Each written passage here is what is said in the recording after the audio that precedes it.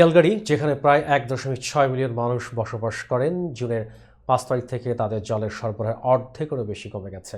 একটি বড় জল সরবরাহ পাইপ ফেটে যাওয়ার কারণে এই পরিস্থিতি সৃষ্টি হয়েছে, যা শহরটিকে জরুরি অবস্থার মধ্যে ফেলেছে এবং এর বাসিন্দারা জল ব্যবহার সীমাবদ্ধতার অধীনে রয়েছেন, যা কমপক্ষে জুলাই ৫ পর্যন্ত স্থায়ী হবে বলে আশা করা হচ্ছে। সব ধরনের বাইরের পানি ব্যবহার নিষিদ্ধ করা হয়েছে এবং মানুষকে কম টয়লেট ফ্ল্যাশ করতে, ছোট শাওয়ার নিতে এবং কম পরিমাণে কাপড় ও বাসন ধোয়ার পরামর্শ দেওয়া হয়েছে।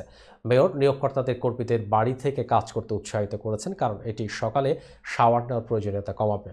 কিছু স্কুল পানির ফোয়ারা ব্যবহারে সীমাবদ্ধতা আরোপ করেছে এবং শহরের কোররা সুইমিং পুলে পানি নিষ্কাশন করে সেই পানির ব্রিজ পরিষ্কার এবং অন্যান্য নির্মাণ কাজের জন্য ব্যবহার করছেন। মেয়র জ্যোতি গন্ডেক বলেছেন, এটি হতাশাজনক এবং এটি বাস্তব হুমকি। কানাডা জুড়ে পরিকাঠামো পুরনো হয়ে যাচ্ছে এবং যদিও শহরগুলি একটি বিশাল ভূগর্ভস্থ পাইপের নেটওয়ার্ক পরিচালনা করার জন্য খুব ভালো কাজ করে, তবু প্রয়োজন অনুযায়ী সেগুলো মেরামত এবং প্রতিস্থাপনের জন্য প্রায় যথেষ্ট সম্পদ নেই।